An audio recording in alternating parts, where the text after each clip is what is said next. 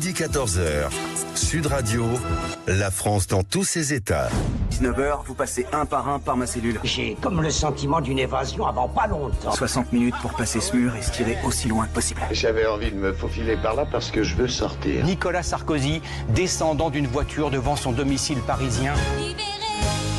Vous descendez de la voiture, donc vous abstenez de choisir le chauffeur. C'est sans aucun doute l'image du jour. Escorté par des motards de la police nationale. Je l'avais dit, c'est un formidable professionnel. Mais qui peut me le reprocher? Nicolas Sarkozy sort de la prison de la Santé. Non seulement j'ai envie, mais j'ai pas le choix. Après 21 jours d'incarcération. Est-ce que vous me prêtez 2 neurones d'intelligence?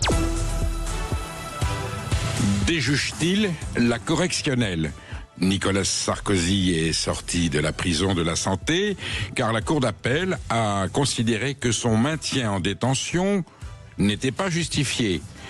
Si son maintien en détention n'est pas justifié, est-ce que sa mise en détention était justifiée? Les juristes se penchent sur le jugement de cette cour d'appel. On épluche les textes, les nuances du droit, les subtilités sémantiques du droit français, et nous serons avec un ténor du barreau, maître Jean-Yves Dupeux, pour décrypter. C'est attendu. Voilà, il y a eu exécution provisoire du fait de la présidente du tribunal correctionnel, et puis là, des juges d'appel qui sont censés être le niveau au-dessus considère que non, il n'y a pas de justification à son maintien en détention, donc s'il ne doit pas y rester, devait-il y rentrer? Le débat est ouvert.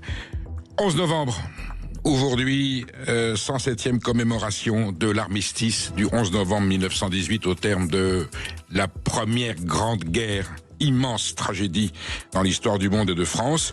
Le devoir de mémoire des Français est-il en train de foutre le camp?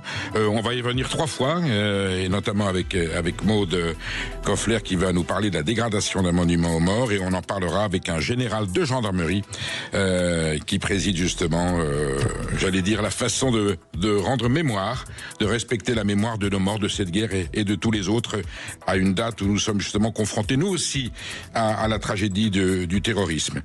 Alors, Ségolène Royal, qui est extraordinaire, elle est sans ressources, cette femme. Ségolène Ostou, c'est à ça qu'on la reconnaît.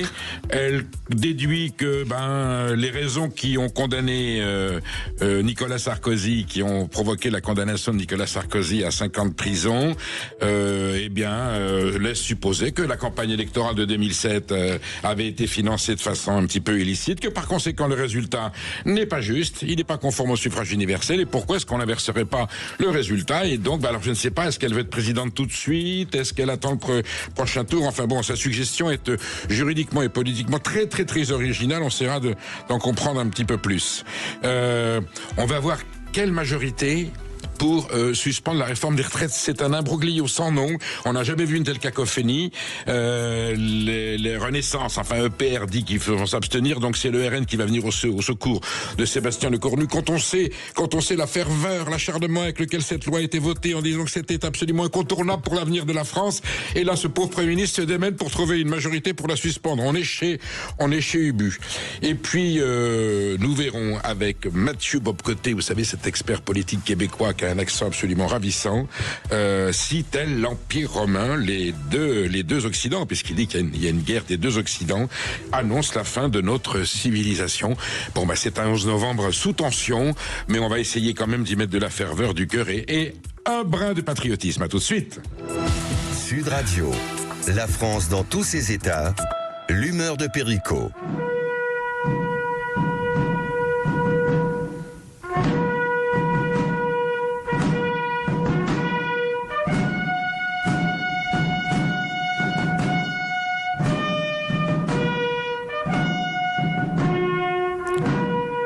À nos morts, 1 250 000 jeunes hommes sont restés sur le champ de bataille entre août 1914 et novembre 1918.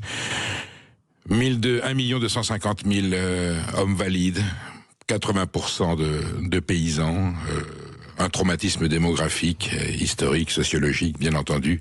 Ça, c'est la vraie guerre. La guerre terrible, elle va se reproduire en 1940, on imagine, avec le peu de ferveur qu'on avait pour reconstruire, refaire cette boucherie, la boucherie de Verdun, le souvenir de la guerre de 14-18. Et aujourd'hui, nous célébrons demain et après-demain d'autres tragédies dans la barbarie terroriste. se souvenir de nos morts parce que on a tendance, on va y revenir, je le disais tout à l'heure dans le sommaire, on va y revenir avec Maud Koffler et puis un officier de gendarmerie. N'oublions pas ces garçons, ces jeunes hommes dans la fleur de l'âge, dont certains, c'est terrible à dire, sont peut-être morts pour rien. Il y avait des généraux qui étaient dans leur état-major, dans les châteaux, en région parisienne, à l'arrière du front, vous savez, habillés avec quelquefois le soir une coupe de champagne, des fumes-cigarettes. Et puis allez, envoyez, on va en parler de régiment, de division, envoyez. Le général Nivelle, chef d'état-major des armées, en 1916, l'offensive Nivelle, 250 000 morts. Allez, envoyez. À tel point qu'il y a eu une mutinerie en 1917. Et puis Pétain, qui est chef, le général Pétain, qui est chef des armées, c'est lui qui en 18 est chef des armées françaises. Le maréchal Foch est chef d'état-major interallié. Il commande les groupes alliés. Mais le chef des armées françaises, c'est le général Pétain qui dit mais pourquoi les envoyer à la mort pour rien? Ça n'a aucune utilité. Si les Américains viennent pas, on risque même de perdre la guerre. Donc et c'est ça qui avait gardé qui avait fait que le maréchal Pétain avait gardé l'aura et le respect des anciens combattants. Donc aujourd'hui, 107 ans après, le dernier poilu, Lazare Ponticelli, est mort en 2007. Il avait 110 ans. Je crois qu'il est mort en 2008. C'était le dernier témoin. Il n'y en aura plus. Nous restons avec les monuments aux morts. Nous restons les témoins de cette tragédie, la plus abominable boucherie moderne, avec pour rien. Cette guerre n'a finalement servi à rien. Et la suivante, parce que le traité de Versailles était tellement dur, quelque part, ça a créé des clivages politiques entre l'Allemagne et le reste de l'Europe. L'Allemagne n'a pas remboursé les dégâts de guerre de 1914-1918. Elle n'a pas remboursé les dégâts de guerre de 39-45. Elle est aujourd'hui la première puissance européenne et elle est là. Donc on est devant une situation non pas similaire, mais enfin on est dans l'attention, on est dans l'expectative, on est dans l'interrogation. Souvenons-nous de ces morts qui ne soient pas morts pour rien. Il y a 107 ans, et commémorons le souvenir de ces héros, de ces jeunes hommes qui nous manquent aujourd'hui cruellement. La population française ne s'en est remise qu'en la démographie qu'en 1963. Heureusement qu'il n'y a pas eu la même boucherie en 1940. Le devoir de mémoire est essentiel et on va aujourd'hui le cultiver toute la journée, notamment dans cette émission. N'oublions jamais ceux qui ont fait l'histoire, car seuls nous en sommes la mémoire. C'est une très jolie phrase pour conclure votre humeur. Restez bien avec nous. Dans un instant, nous parlerons de la libération de Nicolas Sarkozy avec l'avocat Jean-Yves Dupeux, avocat de Brice-Hortefeux. On en parle dans un instant. N'hésitez pas à réagir au 0826 300 300. À tout de suite. La France dans tous ses états, le fait du jour. L'ancien chef de l'État, Nicolas Sarkozy, a été libéré hier après-midi après presque 3 semaines de détention à la prison de la Santé. Il est désormais sous contrôle judiciaire et parmi ses obligations, la Cour lui interdit notamment d'entrer en contact avec le ministre de la Justice en exercice, Gérald Darmanin, qui lui avait rendu visite à la prison de la Santé peu après son incarcération. Il lui est aussi défendu d'échanger avec tout membre du cabinet du garde des Sceaux ou cadre judiciaire susceptible de bénéficier d'informations sur les procédures dans lesquelles Nicolas Sarkozy est mis en cause. On en parle aujourd'hui avec l'avocat Jean-Yves Dupeux. Bonjour maître. Bonjour. Bonjour Jean-Yves Dupeux. Vous êtes je me permets de dire que vous êtes un ténor du barreau. Vous connaissez bien, j'allais dire, toutes les arcanes de la justice, de la politique française, des liens entre les magistrats et la politique et les affaires de presse. Vous êtes avocat de Brice-Hortefeux, donc vous avez eu connaissance, vous avez une expérience, une expertise particulière sur l'affaire Nicolas Sarkozy. Je vous lis, cher maître, le jugement de la Cour d'appel qui nous concerne aujourd'hui. Il ne ressort ni des réquisitions du ministère public, ni de la motivation des premiers juges ayant conduit au prononcé d'une incarcération différée, qu'il existerait un risque d'insuffisance de garantie de représentation mettant en question la présence du prévenu à l'audience d'appel et au rendu de la décision à venir. Il ne ressort pas par ailleurs que la procédure qu'il existerait au stade de l'appel un risque de dissimulation de preuves, de pression, de concertation et de réitération qui ne puisse être contrée par une mesure de contrôle judiciaire. Donc, il en résulte que le maintien en détention provisoire du prévenu n'est pas justifié en raison des nécessités de la procédure ou à titre de mesure de sûreté. Maître Jean-Yves Dupeux, est-ce qu'on peut considérer à la lecture de ce jugement que la Cour d'appel, tout en prenant les précautions que vous savez, j'allais dire, non pas disqualifie, mais déjuge la décision du tribunal correctionnel? C'est difficile de le dire parce que le mandat de dépôt dont a fait l'objet Nicolas Sarkozy le jour du délibéré, qui a été appliqué quelques jours après, et les critères de fin de détention provisoire sont, et c'est un premier paradoxe, géré par des dispositions du Code de procédure pénale qui sont différentes. Alors, le premier paradoxe, c'est qu'il a été placé sous mandat de dépôt par le jugement du tribunal en raison, dit ce jugement, de l'extrême gravité des faits. Or, l'extrême gravité des faits, c'est effectivement une disposition du Code de procédure pénale, mais ça veut dire que c'est soumis un peu à la subjectivité, voire à l'arbitraire des juges. Bien. Et puis, le paradoxe, comme je disais, c'est que, alors qu'il est présumé innocent puisqu'il a fait immédiatement appel, eh bien, néanmoins, il va en prison. Et ça, c'est une disposition qui a étonné tout le monde et sur laquelle tout le monde s'est interrogé. La deuxième chose, c'est qu'une fois qu'il est en prison, ses avocats ont déposé le jour même une demande de mise en liberté. Bon, cette demande de mise en liberté, elle est, selon les termes que vous avez lus tout à l'heure, elle est parfaitement admise, puisque les critères, c'est-à-dire ne pas se concerter avec les témoins ou les prévenus, ne pas risquer de fuir à l'étranger, ne pas réitérer les faits, etc. Tous ces éléments-là, à l'évidence, ne sont pas réunis, tant s'en faut, comme d'ailleurs il n'était pas réuni le jour où il a reçu le mandat de dépôt. C'est-à-dire que quel que soit ce que le tribunal appelle la gravité des faits, on ne pouvait pas craindre qu'un homme comme Nicolas Sarkozy puisse fuir à l'étranger. Vous imaginez un petit peu la scène, la situation. Deuxièmement, on ne pouvait pas imaginer qu'il allait faire des pressions sur les témoins, puisque, excusez-moi de dire que les témoins, ils ont été entendus depuis 12 ans, je crois que l'instruction a duré. Donc, une pression, c'était pas envisageable. Et troisièmement, que la destruction des preuves était impossible, puisque tout le monde a été d'accord pour dire qu'il n'y avait pas de preuves dans ce dossier. Bon, donc moi je considère que le mandat de dépôt n'était pas, je le critique, hein, il est conforme au droit, mais il n'était pas à ce moment-là justifié. C'est ma propre opinion. Deuxièmement, la Cour d'appel. La Cour d'appel le met en liberté, c'est une très bonne chose, et je trouve que c'est vraiment une bonne justice qui a été rendue. Même logique, maître, c'est même logique. C'est même totalement logique et totalement conforme aux critères de l'absence de détention provisoire nécessaire. Et par conséquent, la mise en liberté s'imposait, si je puis dire. Et elle vient en contradiction avec le mandat de dépôt qui avait été délivré à l'audience, même si aucune des deux juridictions n'a violé le droit. Hein, le mandat de dépôt était justifié, dit le tribunal, par la gravité des faits, et la mise en liberté est justifiée par le fait qu'il n'y a pas de risque de réitération, il n'y a pas de risque de fuite à l'étranger, il n'y a pas de risque de pression, il n'y a pas de risque de destruction des preuves. Donc, si vous voulez, c'est un paradoxe, et franchement, le Code de procédure pénale n'est pas très bien fait à cet égard. J'allais y venir, maître. Vous êtes d'accord que la présidente Gavarino, lorsqu'elle prononce la mise en détention provisoire au titre de l'exécution provisoire, elle est censée savoir ce que la Cour d'appel va prononcer ensuite. Elle n'ignore pas cette réalité.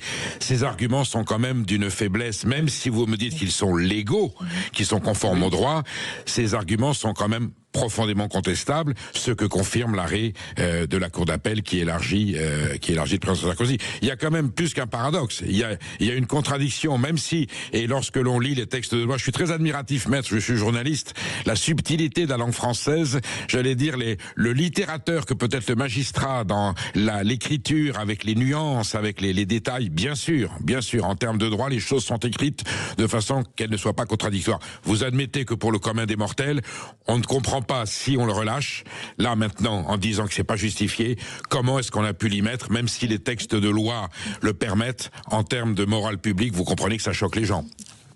Absolument, absolument. Et c'est vrai que si l'on n'est pas un spécialiste du droit pénal et de la procédure pénale, ce qui est quand même 99,9% des Français, on n'y comprend rien. Objectivement, on n'y comprend rien. Parce que on se dit, pourquoi donc l'a-t-on mis en prison ? Puisque c'était pour le libérer immédiatement après. Alors, et donc cette contradiction, elle est pour la plupart des gens totalement incompréhensible. J'y viens, cher maître. Et là, je fais appel à l'avocat libre et informé que vous êtes, et votre légitimité en la matière est incontestable. Est-ce qu'on peut considérer avec tous les termes de la prudence, de la mesure que la présidente Gavarino a usé peut-être, j'allais dire, d'un pouvoir discrétionnaire, plus lié à une situation politique qu'à une nécessité juridique? Est-ce qu'il y a eu je vais être rapide. Est-ce qu'il y a un petit peu de règlement de compte? Voilà. Ouais. Non, moi je suis avocat depuis 50 ans. Oui. Et je peux vous dire que je n'ai jamais imputé à un jugement une arrière-pensée politique. Je considère que la décision est une décision que je trouve très critiquable, cette décision de mise sous mandat de dépôt de Nicolas Sarkozy. Alors, ce qu'on sait, c'est que effectivement, Nicolas Sarkozy, on peut le dire, n'est pas aimé par les magistrats. Oui. Mais pour autant, les magistrats font leur travail. Et pourquoi il n'est pas aimé, maître? Sur ce point-là, on peut les critiquer, mais pourquoi il n'est pas aimé? Oui, maître, pourquoi il n'est pas aimé? Quand il était président de la République, et peut-être même avant, quand il était ministre de l'Intérieur, à diverses reprises, il a eu des termes qui ont pu paraître choquants à l'égard des magistrats. Vous vous souvenez peut-être qu'il les a traités de petits pois les uns à côté des autres, ce qui n'était pas très gentil. Oui. Et puis lorsque il y a eu l'affaire de la petite Laetitia qui a été violée et assassinée à Pornic, je ne sais pas si vous vous en souvenez. Très bien, très bien.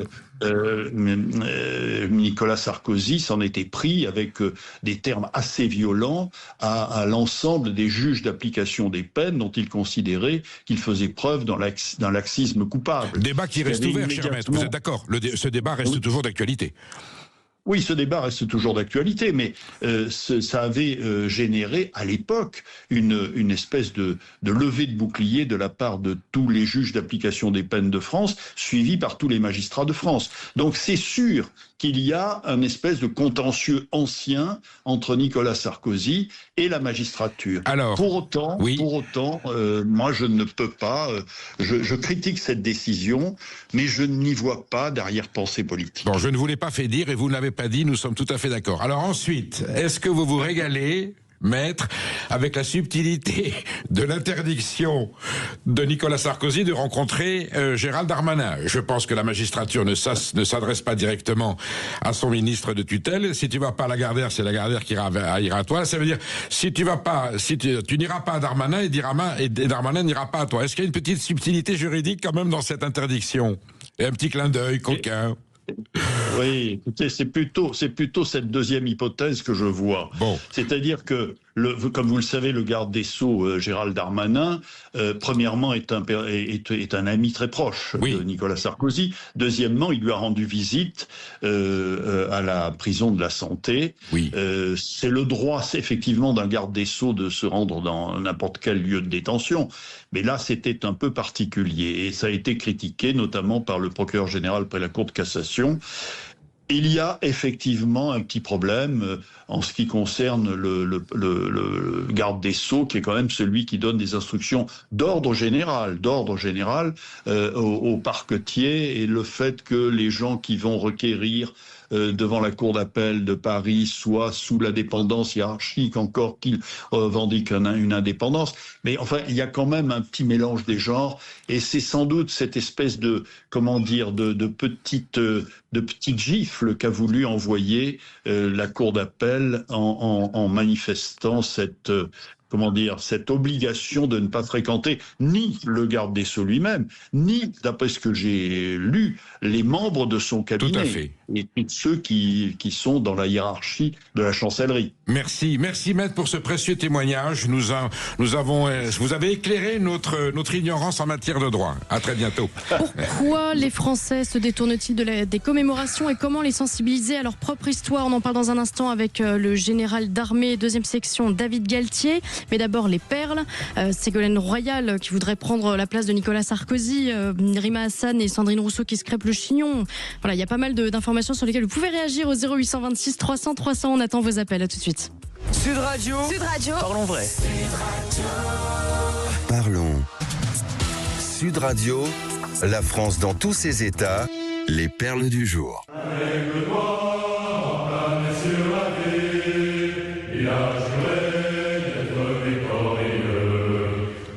Maud Koffler, j'y faisais allusion dans mon sommaire et dans mon humeur, le devoir de mémoire nous sommes le 11 novembre 1918 et évidemment on se concentre sur le souvenir de cette tragédie et pourtant une tombe de la Première Guerre mondiale a été profanée à Tézieux dans l'Ain. Vous avez peut-être entendu les mots du vétéran britannique Alec Penston il y a quelques jours évoquant les rangées de pierres tombales blanches, ses amis tombés pour la liberté et cette conclusion terrible, le sacrifice n'en valait pas la peine. On ne fera pas parler les morts, mais c'est peut-être ce qu'aurait pensé le capitaine Barucan, héros de la Grande Guerre, dont la tombe a été vandalisée juste avant la Toussaint à Tézieux dans l'Ain, vous venez de le dire. Encore une vandalisation, parce que ça commence à devenir une pratique récurrente. Ouais, dans quel état a été retrouvée la tombe? Eh bien, les 5 vases en fonte qui ornaient la tombe ont été arrachés, ainsi que les 7 tronçons de chaînes décoratives et même la plaque commémorative en bronze qui avait été posée en 2018 pour le centenaire de l'armistice. Le capitaine Barucan, 4 fois cité pour fait de bravoure, avait été tué au champ d'honneur en 1917 lors d'un assaut près de Reims. Mais ça, on imagine que les voleurs s'en foutent royalement. La petite nièce du capitaine Barucan, Isabelle Fustier, n'a pu confier à la presse locale que son dégoût devant cet acte dépourvu de sens. Et si la valeur matérielle du butin semble dérisoire, la blessure morale, elle, ne se répare pas, dit-elle. Et pourtant, Maud, c'est pas le seul cas. On en compte d'autres. C'est pas le seul cas. Dans le même département, le monument funéraire de la famille d'Antoine de Saint-Exupéry a été vandalisé la veille de la Toussaint aussi. Alors on imagine que ces dégradations sont essentiellement motivées par la revente d'objets décoratifs et naturellement aucun auteur de ces actes de vandalisme n'a pour le moment été identifié. Et je voudrais ajouter que si la France assumait un peu son devoir de mémoire, si l'école enseignait la petite et la grande histoire, notre indignation ne serait pas minoritaire. Et là, vous verrez que personne n'en parlera à part Le Figaro et la presse locale et nous, parce que pour la majorité des Français, une tombe, c'est quoi? C'est un ramassis de pierres. Et notre rapport à l'héroïsme, ce sont des policiers et des gendarmes applaudis en 2015, caillassés en 2025. C'est très éphémère. Et bien justement, nous y revenons à 12h45 avec un officier de gendarmerie qui va nous parler du devoir de mémoire. Enfin, vous voyez, aujourd'hui, alors on pille le Louvre, j'allais dire les bijoux de l'histoire de France, ensuite on pille les tombes, mais on est dans la barbarie totale. Oui. Et puis une information singulière et très importante. On apprend que Ségolène Royal, candidate à l'élection présidentielle en 2007, aurait aimé être élue a posteriori après la condamnation de Nicolas Sarkozy. Oui, la scène était sur tous les écrans hier. Évidemment, elle a défrayé les chroniques. Certains ont même pensé à un montage, une fake news, vous voyez.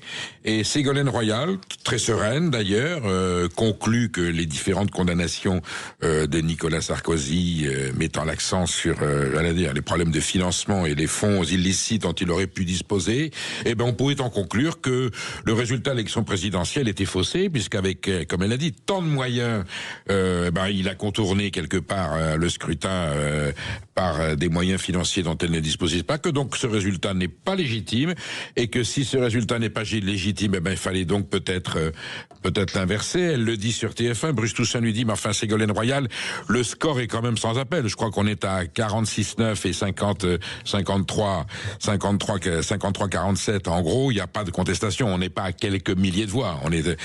Pas du tout. Ça n'a pas démonté l'ancienne candidate à la présidence de la République. Et elle considérait tout à fait légitime qu'elle ait été élue, désignée élue, tout en ayant perdu parce que, en considérant que les abus de financement et les fonds illicites dont disposait Nicolas Sarkozy faussaient le scrutin, donc le suffrage universel n'était pas conforme à la réalité, que c'était le contraire. Mais ce que je voudrais dire, puisque vous évoquez de 2007, c'est vrai que du coup il y a eu tricherie pendant cette campagne présidentielle. Tout le monde voyait d'ailleurs. Il y a eu tricherie. Tricherie financière. Tout le monde a vu les inégalités de moyens déployés pendant cette campagne, ce que d'ailleurs le jugement a admis et a démontré. Et finalement, quand on regarde les choses, la meilleure sanction, ça aurait été quoi? Si ça avait été théoriquement possible, ça aurait été l'inversion des résultats, finalement, si je peux me permettre. C'est-à-dire que vous auriez dû être élu a posteriori? Voilà. L'inversion des résultats, c'est matériellement pas possible, mais ça aurait été un mauvais souvenir, Madame Royal. Ça aurait été une meilleure sanction que la prison, finalement. C'est gênant. Et c'était sur TF1 hier dans la matinale. Oui, et d'ailleurs, Bruce Toussaint rappelle que le score en question était, à mon avis, sans ambiguïté sur le fait qu'elle n'avait pas gagné cette élection présidentielle, même si le financement dont disposait M. Sarkozy était un peu excessif. Voilà, donc je vous dis, Ségolène, elle ose tous, c'est ça qu'on la reconnaît. Mais celle-là, on s'y attendait pas. Mais j'en ai rien à péter de leur rentabilité. Sandrine Rousseau nous avait manqué. Et elle se chamaille avec Rima Hassan au sujet de l'action des militants pro-Palestine à la Philharmonie de Paris, Perico. Oui, Sandrine Rousseau considère que c'est un instant de culture, c'est un instant de musique et que l'irruption de personnes mal intentionnées qui interrompent le concert avec des gestes violents est absolument inacceptable. Et Rima Hassan, qui avait fait un tweet en parlant de la gauche coloniale, qui évidemment s'insurge contre ça, mais qui ne s'était pas plaint du fait qu'on interdisait aussi des concerts russes, lui répond en disant que elle aussi, elle se trompe de cible. Donc c'est incroyable d'avoir au sommet de cette gauche ultra. On a entendu tout à l'heure Sandrine Rousseau dire j'en ai rien à foutre du chiffre d'affaires de la comptabilité des agriculteurs, comme si tous les paysans, tous les paysannes étaient des pollueurs, des voyous et des exploiteurs. Et là, c'est tout à l'honneur de Sandrine Rousseau de s'indigner de ce qui s'est passé dans cette salle de spectacle, cette salle de concert. Et Rima Hassan qui n'en rate pas une, tacle même, j'allais dire, est-ce qu'elles sont amies, en tout cas sa collègue parlementaire. Ça donne une image assez inquiétante parce que qu'est-ce qu'il en sera sur d'autres enjeux s'ils n'arrivent pas à s'entendre sur des valeurs aussi fondamentales que celle-là. Ça laisse entrevoir des tensions peut-être plus inquiétantes à l'avenir. Je suis pas sûr que Rima Hassan ait beaucoup d'amis dans son groupe politique. Là, elles sont pas dans le même parlement, mais quand on voit la façon dont elle s'adresse à Mathilde Panot, à Jean-Luc Mélenchon, il y a quand même des signes. Elle parle de gauche coloniale. Peut-être qu'elle considère que malgré tout, malgré leurs déclarations et leur engagement politique, ils restent quand même un petit peu marqués par le colonialisme. C'est certain. Et puis le gouvernement ne s'en sort pas avec le budget. Alors oui, on a appris que EPR, qui est l'ancienne Renaissance, Ensemble pour la République, que préside le groupe parlementaire que préside Gabriel Attal, va s'abstenir dans le vote alors est-ce qu'il suspend, est-ce qu'on arrête complètement, est-ce qu'on supprime la réforme sur les retraites? Et donc Sébastien Lecornu, qui s'est engagé formellement, on se souvient que le président de la République depuis la Slovénie avait dit non, c'est juste une pause, rien n'est remis en cause, c'est une pause technique en attendant 2027. Et Sébastien Lecornu, en pleine Assemblée nationale, interpellé par les socialistes, avait dit non, c'est pas une pause. Enfin, on n'avait jamais vu ça. Le Premier ministre qui recadre le président de la République dans l'enceinte de l'Assemblée nationale en disant non, c'est pas une pause, c'est bien une suspension. On va la renégocier. En tout cas, on suspend cette réforme de retraite telle qu'elle avait été votée du temps du gouvernement de Madame Elisabeth Borne. Donc cacophonie totale. Et là, on a un Sébastien Lecornu qui pourtant faisait partie de ce gouvernement qui à l'époque nous expliquait que la réforme des retraites c'était vital, fondamental, incontournable, c'était l'avenir du pays. Ce qui est vrai pour des raisons démographiques, la population vieillit, il faut trouver une solution. Alors est-ce que cette réforme était la bonne ou pas la bonne? On ne sait pas, la retraite à points, allonger le temps des cotisations. En tout cas, il faut trouver une solution. Voilà, il faut partir, il faut travailler plus tard, il faut cotiser plus. Sinon, les gens qui partiront à la retraite ne trouveront pas de financeurs dans la population active pour pouvoir assumer leur retraite. Et vous, ma chère Maud, je m'inquiète pour vous. Et même Julien, qui est notre réalisateur, lui aussi. Moi, je veux savoir comment on va payer votre retraite. Alors si on commence par dire que et il s'agit de partir à 60 ans ou 62 ans, ça va poser un problème. Et là, Sébastien Lecornu appelle au secours pour avoir, et c'est finalement Jean-Philippe Tanguy du Rassemblement National qui fait savoir que le Rassemblement National votera cette suspension, cette interruption, cette suppression, on va savoir quel est le terme exact, à quoi ça correspond, de la réforme des retraites. Ça fait quand même des ordres. Alors je sais que c'est la conséquence de la dissolution, qu'il n'y a pas de majorité, j'allais dire, possible, une configuration de majorité possible compte tenu de la répartition en 3 camps qui se détestent, qui veulent pas travailler ensemble. Donc on soutire un petit peu ici le soutien des socialistes. Ensuite, vous vous rendez compte, le groupe Renaissance qui dit, non, on peut pas se désavouer à ce point. On comprend Gabriel Attal quand il dit, moi je vais m'abstenir. Je peux pas me déjuger devant l'opinion publique avec l'engagement politique qu'on a pris sur cette réforme de retraite dont on a expliqué qu'elle était essentielle et incontournable. Au moins il s'abstient. Oui, sauf que s'il s'abstient, il n'y a plus de majorité pour retarder la retraite et on va chercher le Rassemblement National. Alors, est-ce que c'est pas l'occasion, je me dis, à un moment donné, ils vont se dire, et si on faisait une forme d'union nationale, il y a des réformes précises à mettre en place pour ce pays, on est dans un merdier sans nom, passez-moi l'expression, la situation est tragique, le pays n'a jamais été aussi divisé, il y a des urgences avec des mesures courageuses et douloureuses à prendre.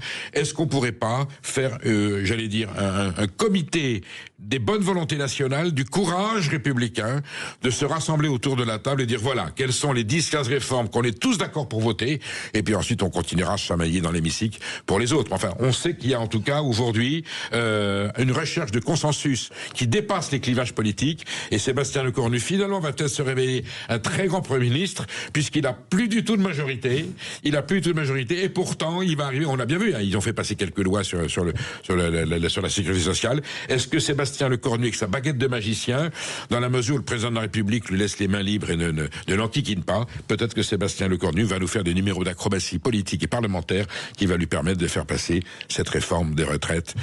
On sera là, on sera vigilant, ma chère Maud, et on vous en rendra compte à la minute près. Étiez-vous ce matin aux commémorations du 11 novembre dans votre village, dans votre ville? Dites-le nous au 0826 300 300. Et si vous y étiez, vous êtes peut-être le dernier rempart contre l'oubli. On en parle tout de suite avec le général d'armée 2e section, David Galtier. À tout de suite.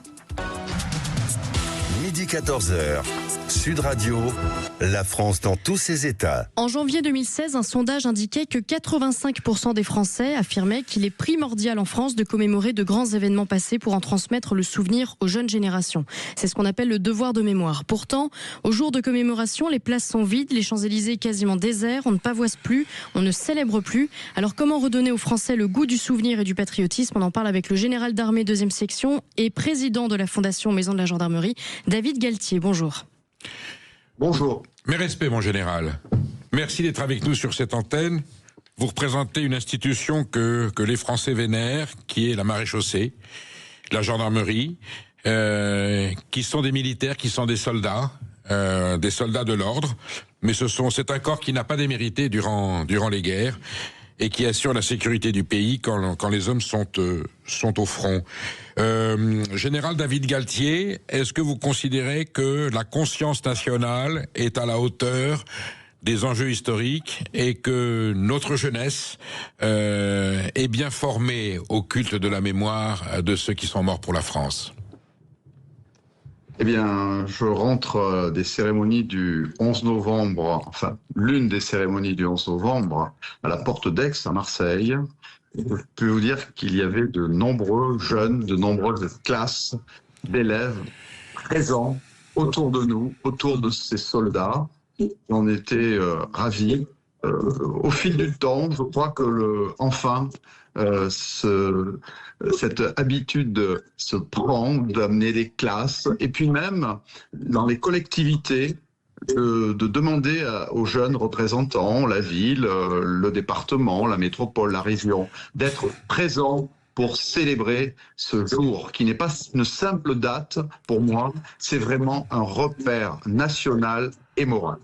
La Porte d'Aix à Marseille est aujourd'hui dans un quartier, je vais pas dire sensible, mais enfin avec une démographie très particulière, et c'est la réalité de la sociologie marseillaise, cet arc de triomphe magnifique. Rappelons que puisque Marseille est la grande porte de l'Orient, Nombreux furent les ressortissants d'Afrique du Nord et d'Afrique subsaharienne, j'utilise des termes actuels, qui sont morts pour la France sur le champ de bataille, évidemment qu'on rend aussi hommage à ces hommes qui ont donné leur vie pour la France. Naturellement, et nous le faisons dans chaque commune, non pas simplement de Marseille, mais également du département, dans chaque arrondissement de Marseille.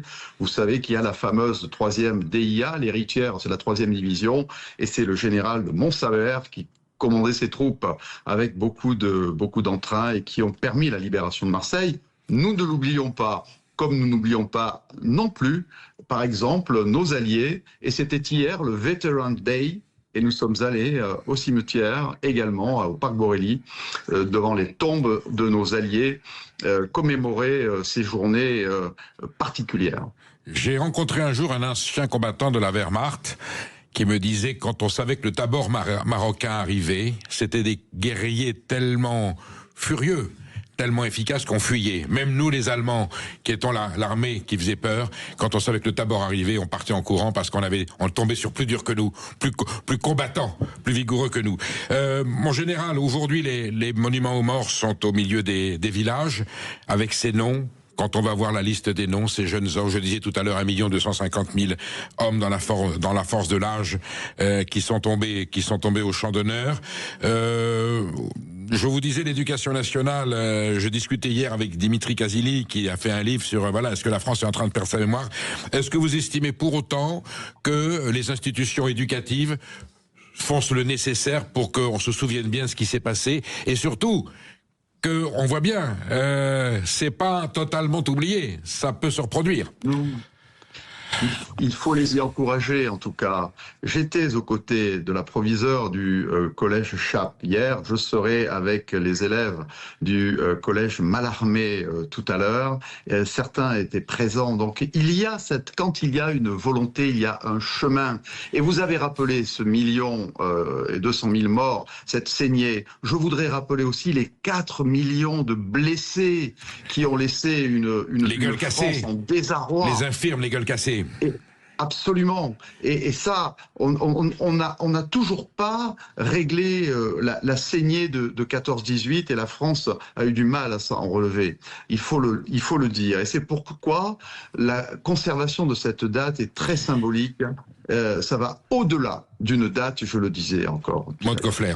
Général David Galtier, vous parliez tout à l'heure des commémorations à Marseille. Il y avait du monde, il y avait des classes, parce qu'on leur a demandé, on leur a proposé de venir assister à ces cérémonies, et c'est très bien. Sur les places de village, il n'y a plus personne. Il n'y a que quelques anciens combattants, éventuellement un pompier, un gendarme, un représentant de l'ordre public, mais il y a vraiment très peu de monde. Et alors moi, il y a une image qui me choque chaque année de plus en plus, et j'aimerais savoir si ça vous choque aussi. Ce sont les Champs-Élysées vides. Ce sont ces commémorations qui normalement appartiennent aussi au peuple et qui sont désormais récupérées mais intégralement par les politiques. Enfin, je ne sais pas ce que vous en pensez vous, mais moi c'est quelque chose qui me perturbe énormément en fait, de voir les Champs-Élysées vides et cette espèce ces espèces de barrières partout qui délimitent ce périmètre de sécurité, j'imagine. Qu'est-ce que vous en pensez vous, général David Galtier? Moi, j'ai horreur de voir les grandes avenues et les grands sites de notre pays vides lorsqu'il s'agit de commémorer une date qui doit être une date de rassemblement pour toute notre nation. Donc il y a sûrement, oui, des questions de sécurité qui président à ce barriérage, mais je crois que pour conforter le lien entre armée, nation et tout un peuple finalement, il faut ces moments-là. Et il faut les sublimer, il faut que les médias, il faut que nous, politiques, puisque je suis aussi un homme politique, puissions donner envie.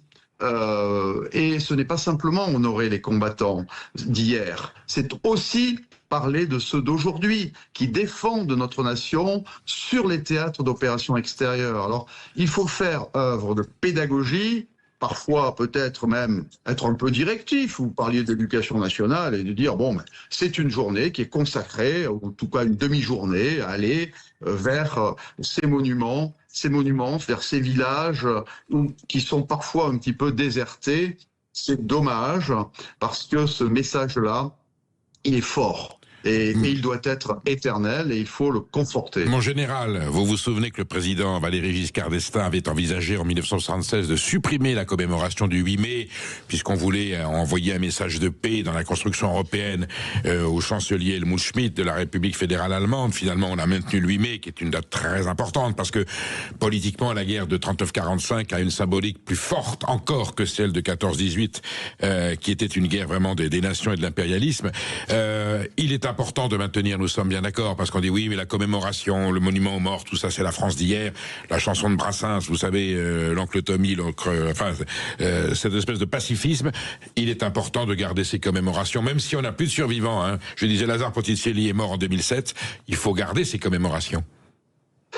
Oui, parce que cela permet d'ancrer dans la mémoire collective un mot qui n'est pas désuet et qui est celui du patriotisme, parce que c'est tout simplement le respect de notre pays, le respect de nos valeurs, le respect de ceux qui les servent, et consacrer finalement un 11 novembre, un 8 mai ensuite pour cette Deuxième Guerre mondiale, sur l'ensemble d'une année, finalement, ce n'est pas rédhibitoire. Et je crois qu'au contraire, il faut encourager et féliciter ceux qui permettent de vivre ces moments de communion. En tout cas, il faut encore une fois intéresser notre jeunesse. C'est l'avenir, il n'y a pas de secret.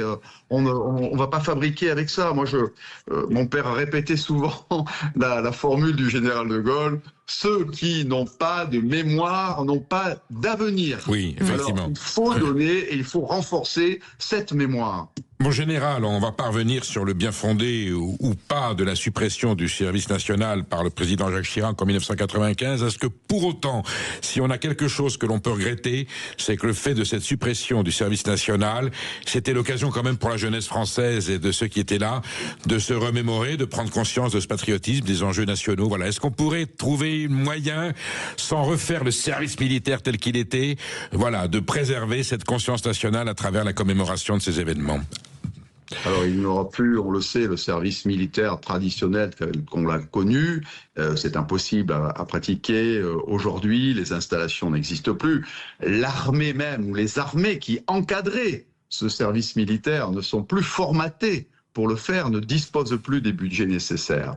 En revanche, il est impérieux de trouver un substitut qui soit beaucoup plus fort que celui que l'on a eu jusqu'à présent, et il faut bien entendu là un effort important de nos politiques pour retrouver cette capacité de rassembler, de dépasser même le politique, les générations, les différences sociales. Il faut se rassembler pour retrouver ce goût de la mémoire et du devoir. Et d'ailleurs, j'ajoute, c'est Simone Veil qui ne parlait pas du devoir de mémoire, mais du travail de mémoire.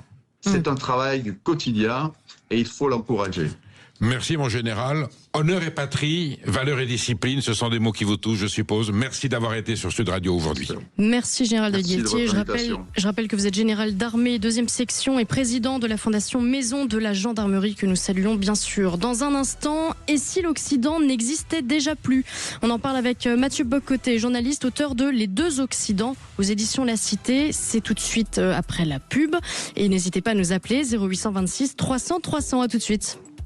Sud Radio, la France dans tous ses états, le face-à-face. Nous célébrons le 11 novembre, qui fut une grande fracture, et nous sommes ici sur ce plateau avec une sommité, Mathieu Bock-Côté, qui va nous parler d'une autre fracture. Mathieu Bock-Côté, vous êtes un perturbateur endocrinien. Je vais vous dire pourquoi. Pas mal.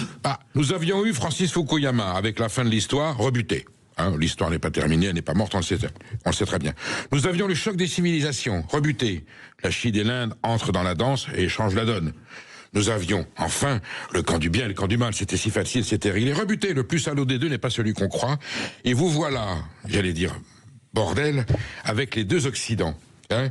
Avec votre accent si caractéristique de ces quelques arpents de neige que la France a abandonnés sur les plaines d'Abraham, et je garde mon calme en disant ça, sans jeu de mots. Alors, vous nous apportez une nouvelle définition d'une fracture occidentale. Celle-là, les deux Occidents, donc vous dites bien, il y a deux Occidents, et en plus c'est très clair, géographiquement, c'est l'Atlantique qui les sépare, et vous nous annoncez des jours difficiles avec cette nouvelle fracture occidentale. J'allais dire, c'est le nouveau schisme, c'est le schisme de l'Occident, mais là c'est un vrai schisme, et vous laissez entendre que ça pourrait, j'allais dire, ouvrir des situations extrêmement conflictuelles. Ah ben je suis absolument d'accord. En fait, je cherche à conceptualiser dans cet ouvrage qui avait comme titre de travail, mais heureusement mon éditrice m'a rappelé qu'un titre plus c'est court, mieux c'est. Aux éditions de la Cité. Exactement, aux presses de la Cité. Le titre d'origine, c'était des deux Allemagnes aux deux Occidents. Donc l'idée était la suivante. Il y a aujourd'hui dans le monde occidental une fracture géographique, évidemment, donc traverser la faille atlantique, mais idéologique surtout, entre deux définitions contradictoires du monde occidental. Donc deux définitions de la démocratie, deux définitions de la liberté d'expression, deux définitions de l'économie aussi, deux définitions de ce qu'est l'Occident, de ce qu'est le patrimoine civilisationnel qu'est le nôtre.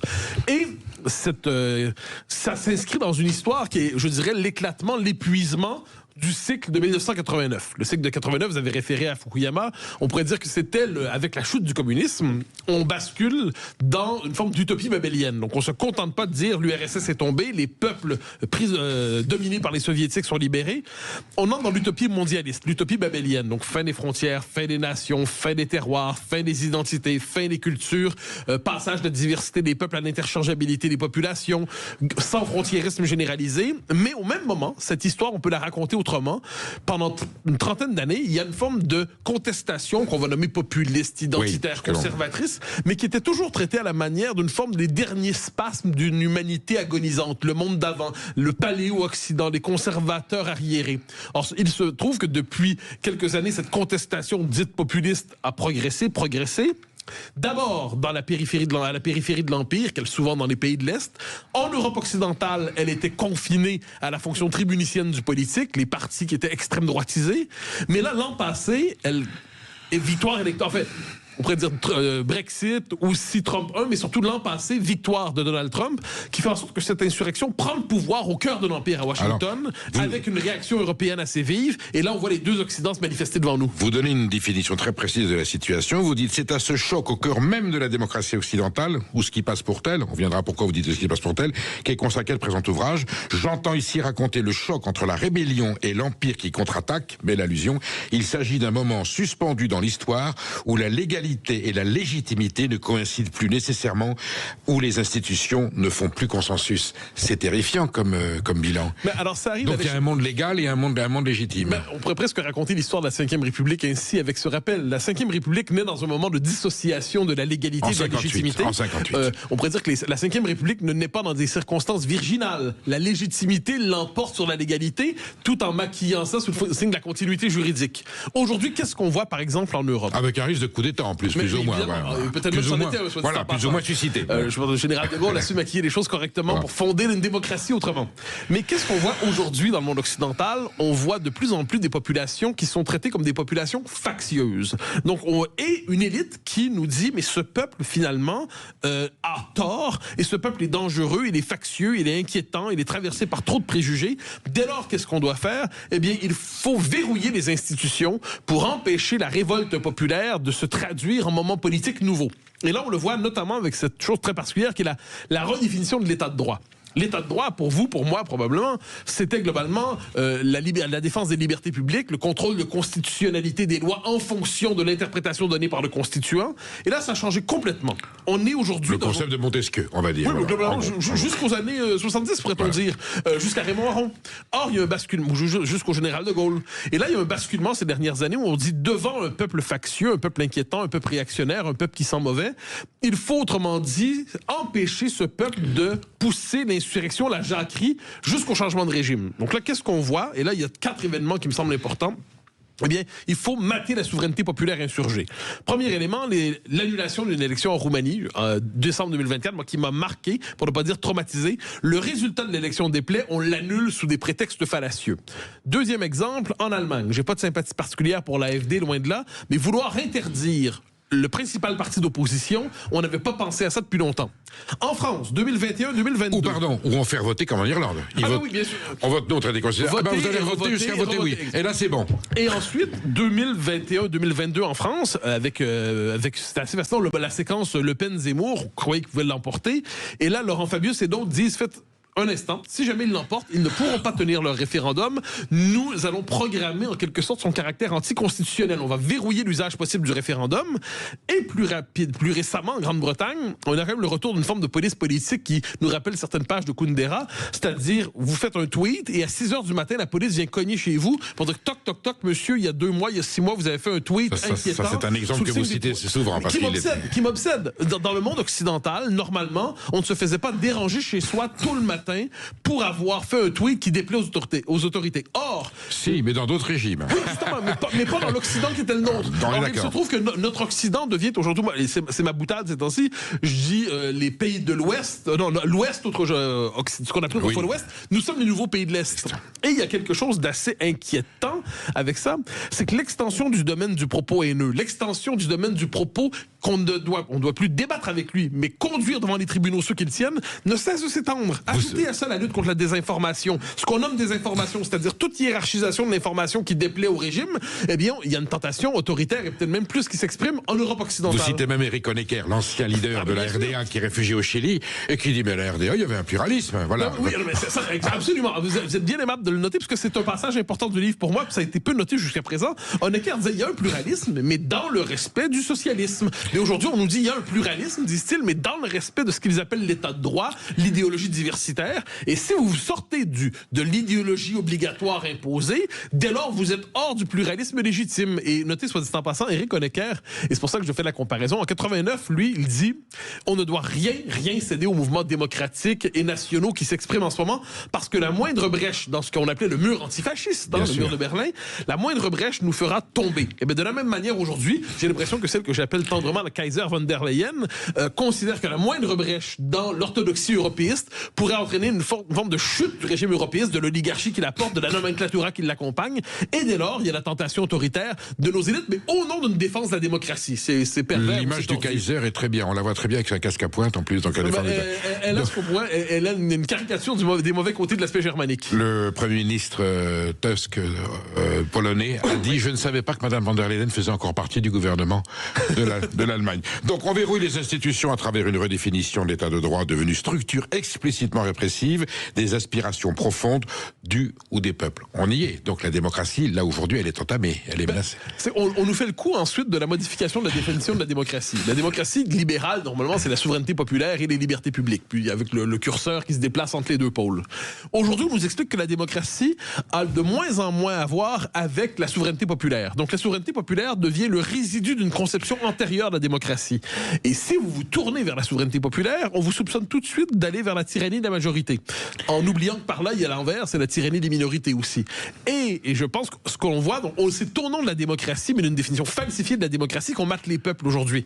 Donc il faut bien comprendre qu'on est dans un moment, à l'échelle de l'histoire, moi j'appelle ça une vision archaïque du politique. Il y a des idéologies, il y a des projets, mais sur le fond des choses, on est dans un moment où il y a des insurgés et il y a une élite qui veut conserver à tout prix le pouvoir et qui prend les moyens nécessaires pour ce faire. Quitte à changer les règles du suffrage universel, ou en tout cas à revisiter les processus démocratiques. Mais on y est déjà quand, par exemple, on nous fait le coup du front républicain, par exemple, ou le cordon sanitaire. Oui. Cette idée le barrage. Voilà, cette idée qu'une partie significative du peuple français est aujourd'hui illégitime. Je reviens avec mon exemple allemand. Le président allemand, si je ne me trompe pas, hier ou avant-hier, dit, il est tout à fait légitime que les partis ou les individus qui ont un programme qui s'oppose au noyau libéral de notre Constitution, c'est large, eh bien, ne puissent pas se présenter aux élections, ne puissent pas être enseignants, ne puissent pas être dans l'armée. Autrement dit, il doit y avoir une liste de citoyens de seconde zone qui, parce qu'ils n'adhèrent pas à la bonne idéologie, doivent être déchus de leur nationalité, à tout le moins dans l'exercice des droits civiques.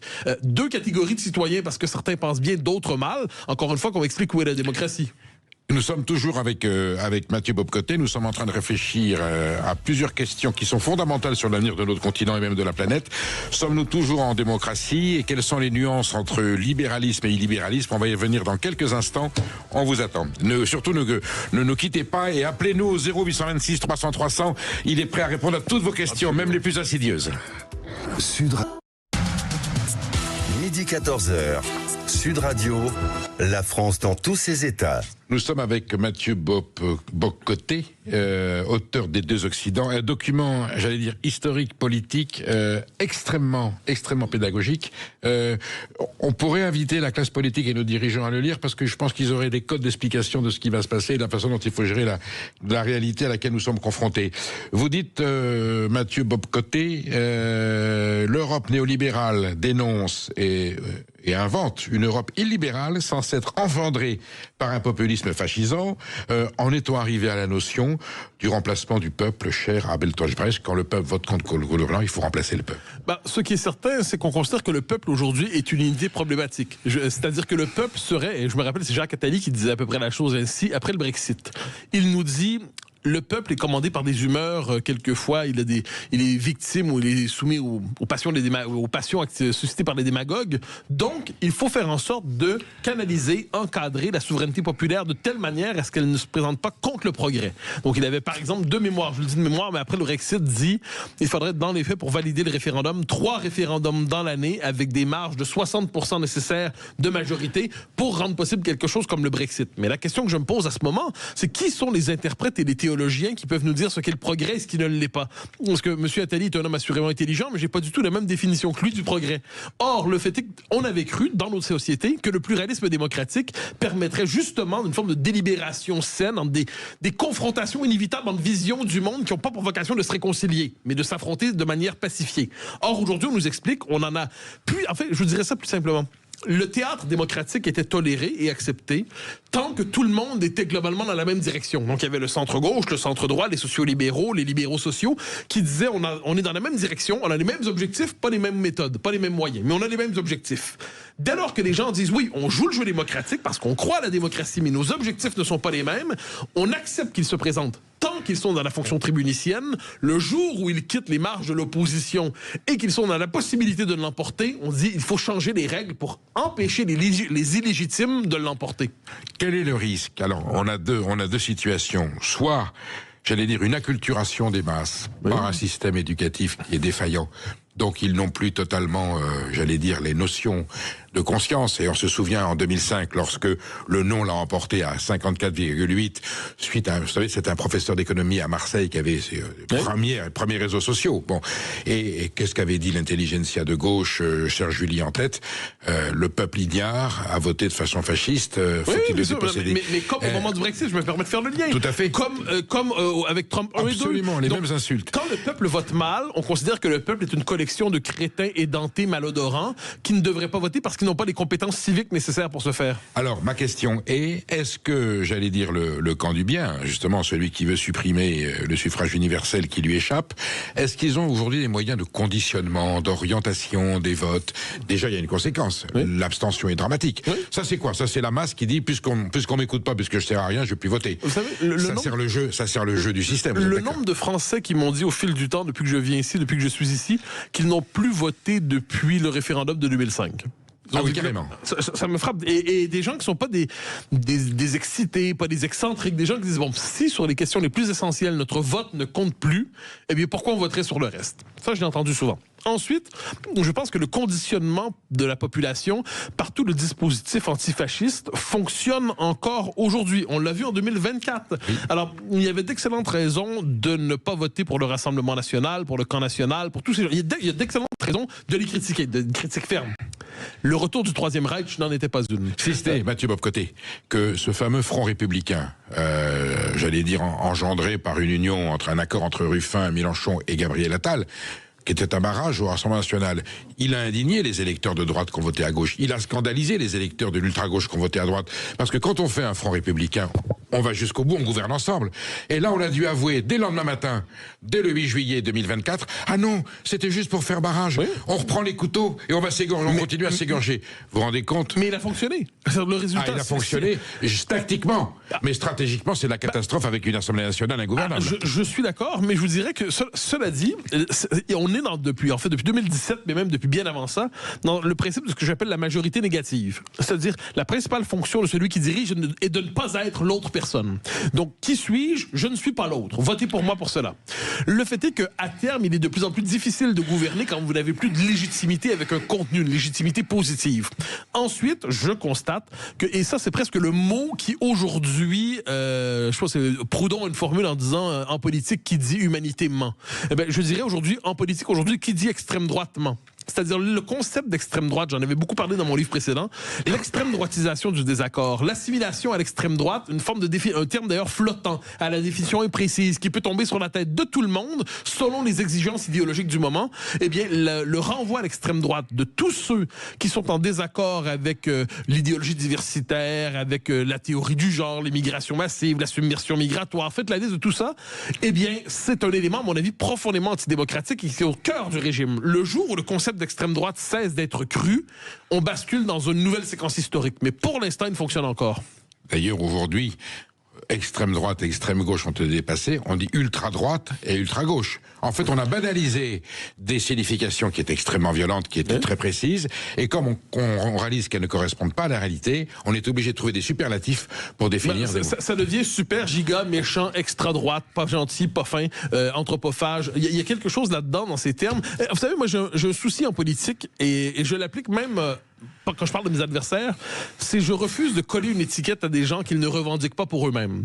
Donc, la gauche, par exemple, M. Mélenchon, consent, je pense qu'il reconnaît appartenir à la gauche radicale. Bon, mais très bien, ça me va. Si on est devant des gens qui se disent d'extrême gauche, parfait, je l'utiliserai.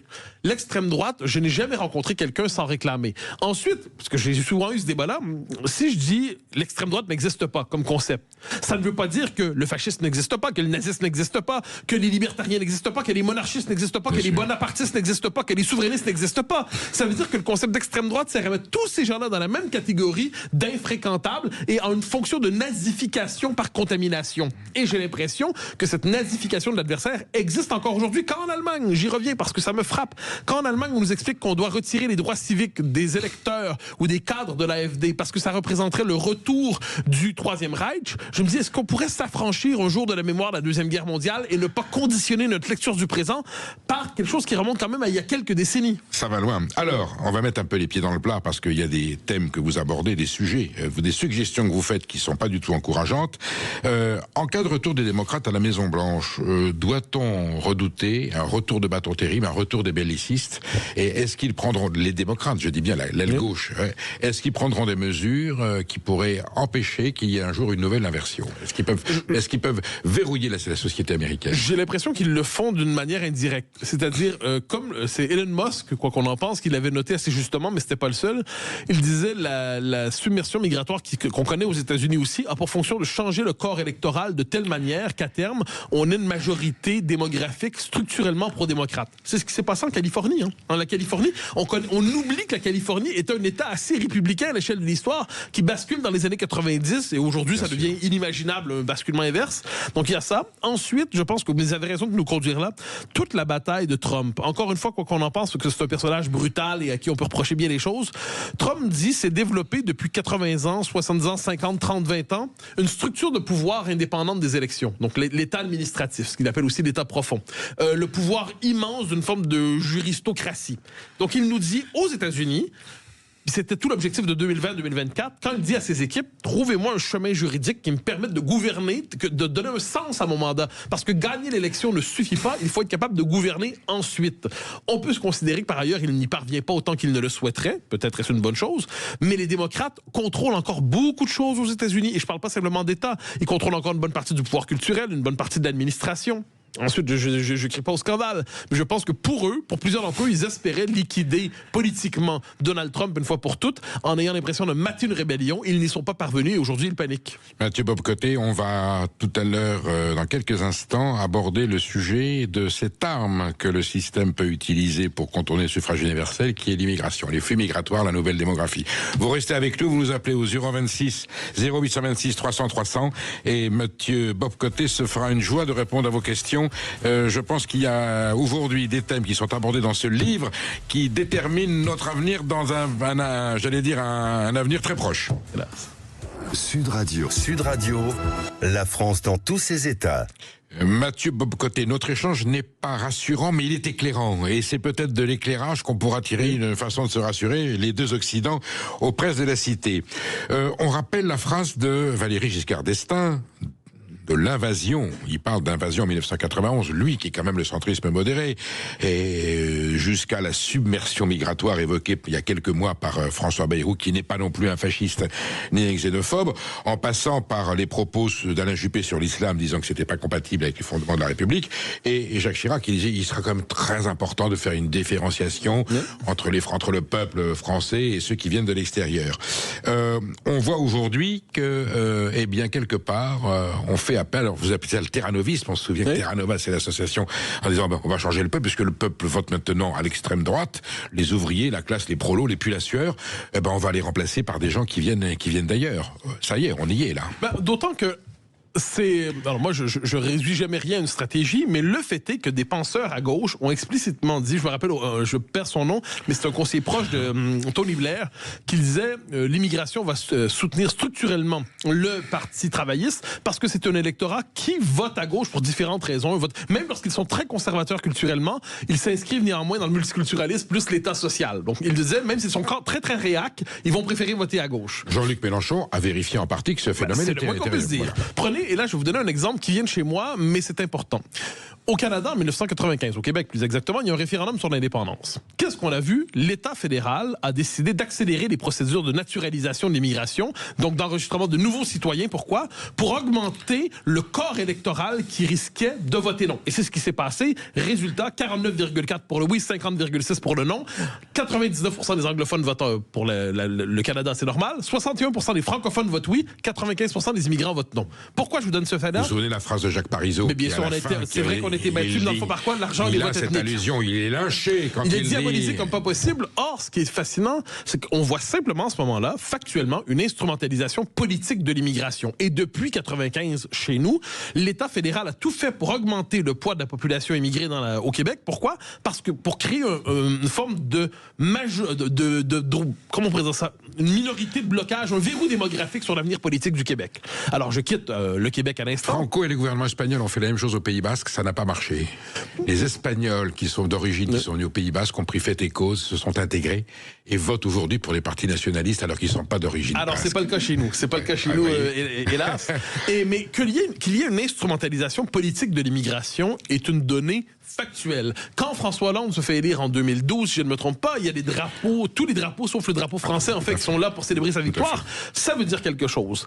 Mais dès qu'on décide de mentionner le fait qu'il y a une instrumentalisation politique de l'immigration, et pas seulement par des partis, par exemple par le patronat, qui veut utiliser ça pour faire pression sur des bas salaires, par une partie de la nomenclature européenne, qui croit qu'on va... je me rappelle, c'était le propos de Mme Ylva Johansson, qui était la commissaire aux migrations, qui disait qu'on allait rajeunir la population, revitaliser la population de la vieille Europe grâce au sang neuf venant du Sud, ainsi de suite. Donc, il y a un usage politique de l'immigration, qu'elle ne soit pas un phénomène purement naturel, est une donnée centrale. Or, qui mentionne ça aujourd'hui est immédiatement accusé de basculer dans la théorie conspirationniste et complotiste du... On commence à connaître ça par cœur. Aux États-Unis, Donald Trump a mis les pieds dans le plat. C'est tranché. L'enjeu, peut-être même de façon excessive, de façon violente. Alors, je pense que tout ce que fait Trump est un peu excessif. Donc, vous dites, il y a bien un conflit identitaire, qui est un conflit stratégique, quelque part, de remplacement d'un peuple par un autre. Le peuple historique d'accueil est mis sur le côté. Il est culpabilisé. Et vous dites, justement, de façon très, très subtile, la différence entre la France et les États-Unis. Aux États-Unis, il y a une gauche radicale et une droite décomplexée. En France, il y a une gauche radicale et une droite qui est toujours complexée. Une gauche radicale plus militante que jamais, et une droite qui n'ose pas s'assumer. C'est peut-être de là qu'on n'en arrive pas à mettre les points sur les i dans la différenciation. Entre mais je suis absolument d'accord avec vous. En fait, c'est une histoire qui remonte au début des années 90. Vous avez cité Juppé, tant d'autres qui, jusqu'aux années 90, on pourrait dire que Rocard, Mitterrand, mais à droite, Séguin, Juppé, d'autres, tous conviennent qu'il y a un problème migratoire majeur. Or, il y a un basculement au début des années 90. Le problème, ce n'est plus l'immigration massive. Le problème, ce sont ceux qui pensent qu'il y a un problème avec l'immigration massive. Et dès lors, on va chercher à mater symboliquement ces insurgés qui disent un instant, nous ne voulons pas, nous, le peuple historique français, devenir minoritaire chez nous. Et là, vous noterez que dans le débat public, ça se répercute. Aux États-Unis, on le voit en ce moment, effectivement, Trump rompt avec une forme d'universalisme naïf américain et, par exemple, réhabilite, ça m'a frappé ces derniers temps, réhabilite non seulement les pères fondateurs, mais les pionniers. Les pionniers, c'est-à-dire ceux qui portent la première empreinte européenne. Qui arrivaient de notre Occident. Et, exactement. Et de même manière, il réhabilite Christophe Colomb. Donc, autrement dit, on redécouvre les origines de l'esclavagisme. Christophe Colomb s'était vu comme le génocidaire inaugural de la modernité. Là, on le redécouvre aujourd'hui.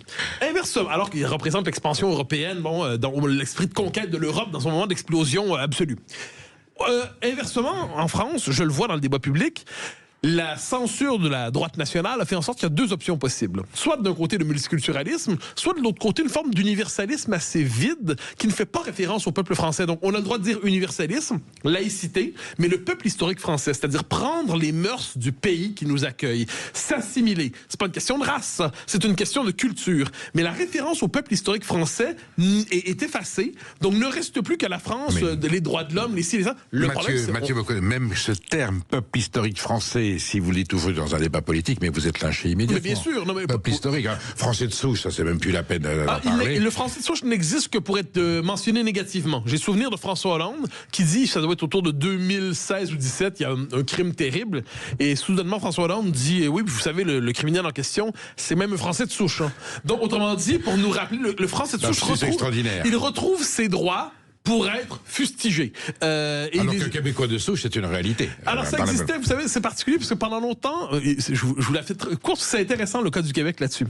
La manière quand un peuple de se nommer est importante. Au moment de la conquête anglaise, nous sommes des Français, nous étions des Français, nous étions déjà devenus des Canadiens. Quand les Anglais arrivent, ils disent on est des Canadiens aussi, Canadians, eh bien on devient des Canadiens français. Quand la Révolution tranquille arrive dans les années 60, on dit on est des Québécois. Mais là, on nous dit un jour, tous ceux qui habitent au Québec sont Québécois. Donc on dit oui, mais alors on est des Québécois francophones. Et là, on nous dit un instant, mais ceux qui arrivent, qui parlent français, mais qui ne s'intègrent pas à la majorité, c'est les francophones aussi. On dit on est la majorité historique francophone. Et à un moment donné, on cherche toujours à se trouver un nom pour s'identifier. Parce qu'on ne veut pas dissoudre notre représentation nous-mêmes. On ne veut pas s'effacer complètement dans une pure neutralité territoriale et juridique. Ça ne veut pas dire qu'on n'est pas accueillant. Ça veut dire tout simplement qu'un peuple qui efface jusqu'à son nom est un peuple qui disparaît. Voilà pourquoi le concept de peuple historique français, je l'ai forgé, il y a un peuple historique en général, je l'ai forgé il y a quelques années pour la raison suivante, nommer la dissociation visible dans nos sociétés entre la nationalité administrative et la nationalité existentielle. Ce n'est pas un scandale que de mentionner un fait. Alors, est-ce que ce sont des citoyennes et des citoyens du peuple historique américain qui ont élu Zoran Mandani à la mairie de New York? Là, c'est un séisme total, avec des interprétations qui conviennent à chacun selon leur position idéologique. Malraux disait, le 21e siècle sera spirituel ou ne le sera pas. Est-ce que Zoran Mandani est la preuve que c'est la spiritualité qui s'installe dans le débat, dans le débat américain? J'y vois plutôt, bien honnêtement, une forme de retour d'une gauche radicale à l'américaine. En fait, une forme le terme, on en a abusé ces dernières années, mais là, il est juste d'islamo-gauchisme. On est d'un côté avec quelqu'un qui, son univers mental n'est pas l'univers mental des États-Unis. Il se voit appartenir davantage à une forme de tiers-monde intérieur. Il est le représentant d'une forme de revanchisme tiers-mondiste contre l'Amérique qu'il voit raciste et raciale et tout ça. C'est par ailleurs quelqu'un qui réhabilite l'hypothèse socialiste dans un pays qui n'est pas particulièrement favorable à ça. C'est quelqu'un qui dit, et ça c'est important, c'est l'élément central, il nous dit les États-Unis sont d'abord exclusivement un pays d'immigration. Nous ne sommes que l'immigration. Alors, l'Américain qui ne se voit pas comme un immigré, dit, est-ce que je suis finalement une nuance parmi d'autres dans la diversité américaine? Et on est devant quelqu'un qui a mené une campagne, c'est pas un détail, en arabe souvent. Donc, une pratique du multiculturalisme dans l'histoire, mais avec une intégration encore plus forte qu'en France. Le citoyen américain, il l'est d'ailleurs. Oui, mais évidemment qu'il est américain, je ne dis pas le contraire. C'est un patriote avéré. Mais je constate chez Mamdani, c'est assez intéressant en fait, c'est qu'il communautarise sa politique. C'est-à-dire, il parle aux différentes communautés et les premiers premiers mots de son discours, vous l'aurez noté, étaient en arabe. Donc c'est un signal envoyé. Ensuite, je note que les Européens, lorsqu'ils étudient Mamdani, devraient le voir pour ce qu'il est. C'est-à-dire non pas c'est pas un démocrate un peu plus à gauche que les autres. Alors, c'est Rima Hassan élu aujourd'hui à New York. C'est pas Olivier Faure qui gagne Paris. Non, c'est Rima Hassan, qui est une femme dont on ne contestera ni l'intelligence ni le charisme, mais on peut être en désaccord profond avec elle. Tout à fait. C'est Rima Hassan qui vient aujourd'hui de se faire élire à la mairie de New York. Donc panique dans l'Amérique profonde. Le Minnesota, l'Utah, l'Idaho, quand ils vont voir ça, quand on dit ça y est, la reconquête est commencée. Pas du tout. Je pense que l'effet peut même être contraire. Mais je pense que je ne sais pas si le Parti démocrate peut être autre chose aujourd'hui que Zoran Mamdani. Qui est éliminé par le vrai Parti démocrate à New York, il est mis de côté. Oui, mais le fait est que le vrai alors c'est intéressant, vous savez, on peut presque faire une histoire récente des démocrates entre Biden, Harris et Mamdani. Biden, c'était le Brejnev des démocrates. C'est-à-dire que c'était la momie mise de l'avant pour laisser croire que le Parti démocrate... Tchernenko, encore Tchernenko plus. aussi, absolument. Absolument. Moi, j'adore les derniers temps de l'URSS de ce point de vue. La momie qu'on déplaçait sur des roulettes, presque. Bien sûr.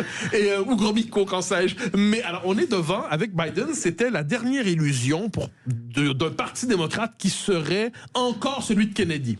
Bon, un moment donné... Ou de Carter. Exactement. Il ne tenait plus, c'était fini. Enfin, non. Donc là, il y a une phase de transition. C'est Mme Harris qui était vraiment l'extrême centre à l'américaine, c'est-à-dire le centrisme technocratique plus la gauche radicale sur le plan culturel. Elle a perdu. Donc là, aujourd'hui, il y a une forme de décomplexion. On pourrait dire, d'une certaine manière, qu'Olivier Faure est remplacé politiquement par Mme Hassan. Donc, Mamdani représente ça. Il est très talentueux. Personne ne contestera qu'il est américain, mais il y a une conception de l'Amérique qui est une conception radicalement... Inéligible à la présidence des États-Unis parce qu'il n'est pas aux États-Unis. Mais il est radicalement multiculturaliste. Bien sûr. Multiculturaliste qui témoigne par ailleurs d'une évolution de l'histoire de New York. Rappelez-vous, New York, dans les années 90, c'est Giuliani. Oui. C'est Giuliani, donc c'est un New York... Tolérance zéro, vous vous souvenez? Exactement, la théorie du chaos brisé. Il rétablit l'ordre dans tout le monde, c'est impossible. Et il le réussit. Et donc, qu'est-ce qu'on voit aujourd'hui? Eh bien, je crains que New York, comme d'autres grandes villes nord-américaines, regardez ce qui s'est passé à San Francisco, ne devienne le laboratoire d'une forme de néo-progressisme qui ne rendra pas la vie plus agréable aux New-Yorkais, je vous le confirme. Ça a toujours été un laboratoire sociologique à part. Il fascine d'ailleurs les Européens et les bobos en particulier. Oui, la ville, oui. Mais la ville transformée comme nouvelle unité politique, parce que le niveau national nous échappe, parce que le supranational nous échappe. La municipalité transformée en laboratoire idéologique d'une gauche nouvelle, ça, on va le voir à New York. Alors, vous citez souvent quelqu'un de très important, peu connu des Français, Daniel Mahoney. Oui. Ouais. Et qui lui connaît bien les Français par ailleurs. Récurrente, bien sûr, voilà. Et voilà, il déploie un théorème sur la décadence de l'Occident. Est-ce que, en conclusion, s'il n'y a pas que ça dans votre livre, est-ce qu'il y a une décadence de l'Occident? Est-ce que l'homme occidental est venu un zombie surmédicalisé qui demain se soumettra aux islamistes faisant la loi dans leur pays? Voilà ce que vous mettez, voilà c'est la phrase que vous dites. Je le crains suffisamment pour l'écrire. Vous avez des éléments pour pouvoir étayer cette théorie? Remarquez, c'est-à-dire qu'aujourd'hui... Des présomptions. Ah oui, ensuite, on ne connaît jamais exactement l'avenir, mais je pense que la tendance d'une forme d'islamisation de nos sociétés est factuelle. Le fait qu'on est devant un effondrement anthropologique et quasiment psychiatrique du monde occidental est réel aussi, on le voit aujourd'hui. Le fait que nos sociétés semblent avoir perdu leur vitalité. Il y a quelque chose d'une forme de calcification de nos sociétés. Je pense que c'est un élément réel. Donc la question... Ensuite, voyons avec le moment qu'on connaît aujourd'hui, populiste, national, conservateur, identitaire, tout ça mis ensemble. Je ne sais pas, je dirais qu'il va des néo-chevènementistes aux nouveaux conservateurs, pas les néo-conservateurs.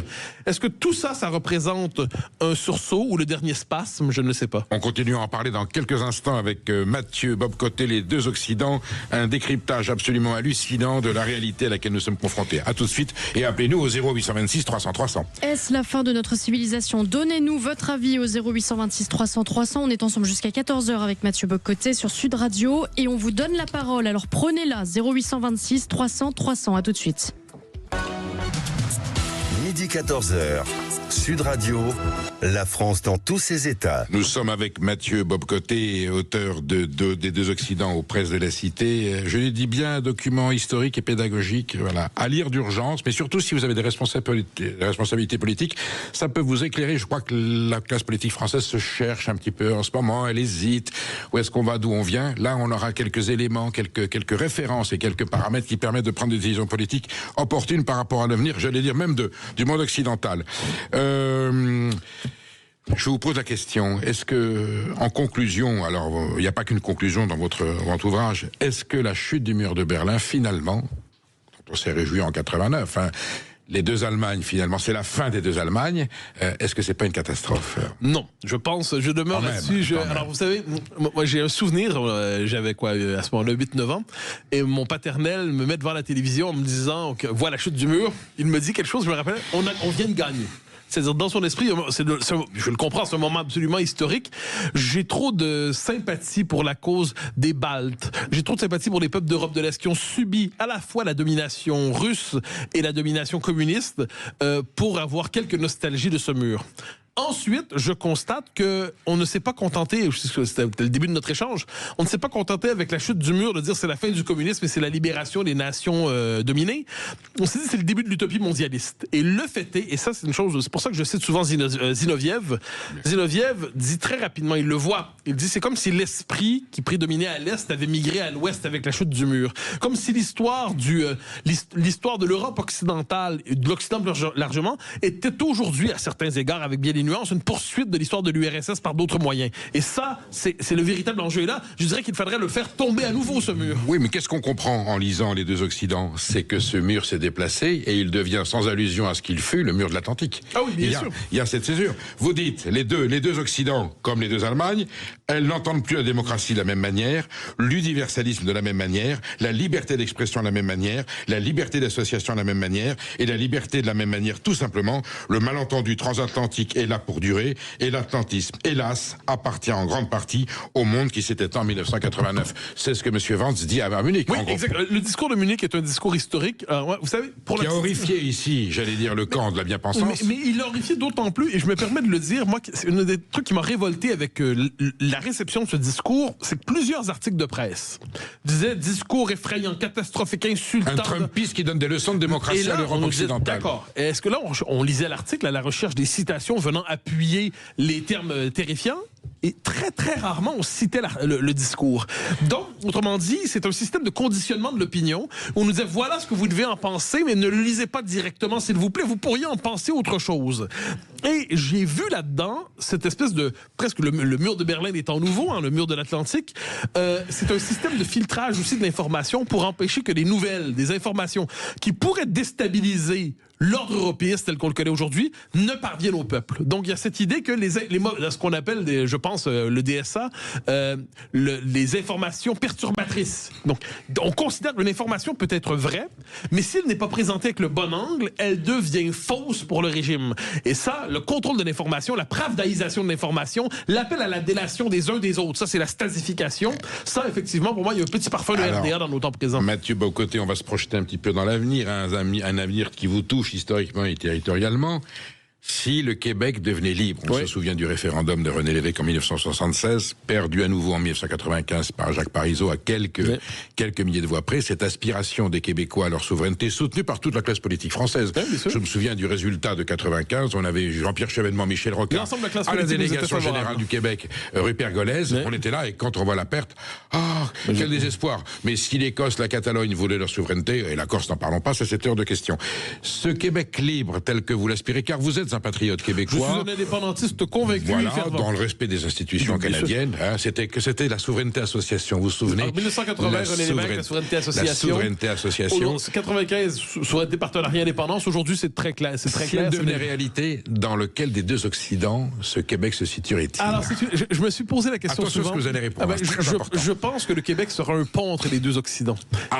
Donc la troisième voie peut être la solution. Alors, je crois que de ce point de vue, puisque le Québec, on est géographiquement américain, il n'y a pas de doute là-dessus, nous sommes culturellement encore marqués par une empreinte européenne forte. La France, pour nous, pour moi, ce n'est pas seulement un autre pays, c'est pas un pays cousin, c'est pas un pays frère, c'est la mère patrie. Ça veut dire quelque chose. Et je pense que, vous savez, pour la petite histoire, j'invite vos auditeurs à s'intéresser à cela. Il y aura des élections au Québec en 2026. Si les sondages ne se trompent pas pour l'instant, les indépendantistes gagnent les élections en 2026. Enfin. Le Parti québécois... La troisième sera la bonne. Et là, il y aura un référendum en 2027 ou 2028.